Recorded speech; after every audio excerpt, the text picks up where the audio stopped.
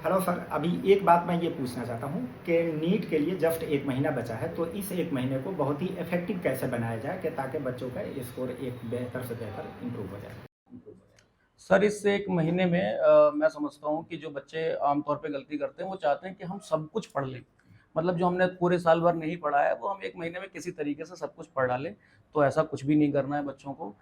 Physics, chemistry में ख़ास तौर से कि अब नई चीज़ें नहीं पढ़नी है, जो आपकी पुरानी चीज़ें आपको याद हैं उनको बस आप प्रैक्टिस करिए, प्रैक्टिस में लाइए, रिफ्लेक्स में लाइए। हाँ, बायोलॉजी में हम लोग ये कर सकते हैं कि कुछ चैप्टर्स ऐसे होते हैं जिनसे क्वेश्चन भी अच्छे खासे आते हैं।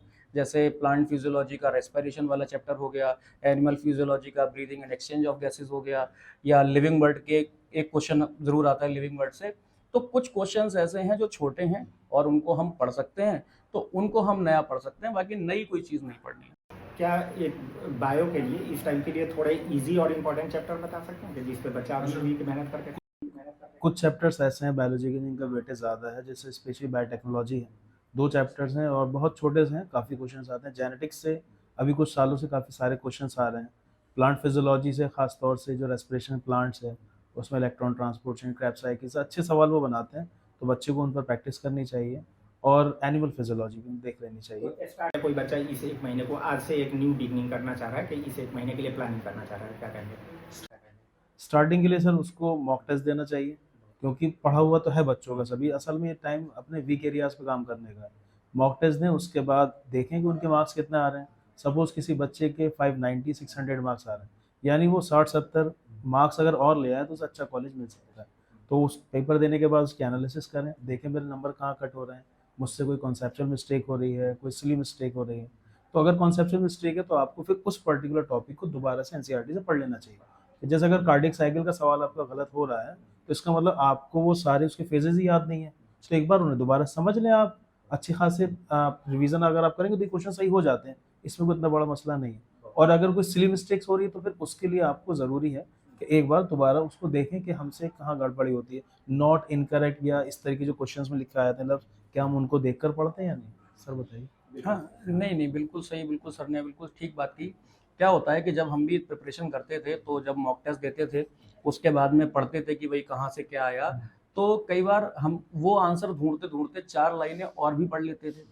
तो अगर वो 4 लाइनें हमने एक्स्ट्रा पढ़ ली, और क्योंकि टॉपिक जो होते हैं चैप्टर के, वो लगभग-लगभग सबको पता होता है कि कहाँ से क्या आना है, और वहीं से जो एग्ज़ामिनर है, वो पेपर भी वहीं से सेट करता है।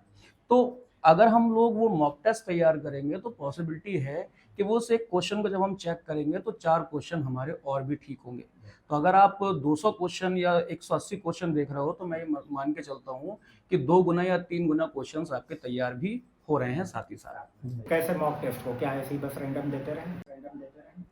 नहीं, मॉक टेस्ट को जैसे अब मतलब रिकमेंडेड यही होता है कि हम लोग वीक में कम से कम 2 बार तो मॉक जी। टेस्ट दें, और एक स्टॉप वॉच रखें अपने पास में, मोबाइल वगैरह बहुत दूर रखें, और कोई डिस्टर्बेंस नहीं होना चाहिए। बिल्कुल 3 घंटे हमें पेपर वो करना है, और उसी टाइम में सर 2 से हाँ, 5 के 2 से बीच में, 5 के बीच में, क्योंकि ताकि अमूमन ब्रेन उसी हिसाब से काम जो करे। इस टाइम मौसम बदलता है तो बच्चे नींद वगैरह इन सब में झपकी ले लेते हैं 2 से 5 के बीच में, तो वो उसी बिल्कुल वैसे ही आपको एक पानी की बॉटल रख के टेस्ट को करना है। उसमें मतलब बीच में कोई ब्रेक वगैरह नहीं लेने हैं आपको, जैसे वहाँ का माहौल होता है, बिल्कुल वैसे पूरी प्रिपरेशन करें और उस हिसाब से उस टेस्ट को दें।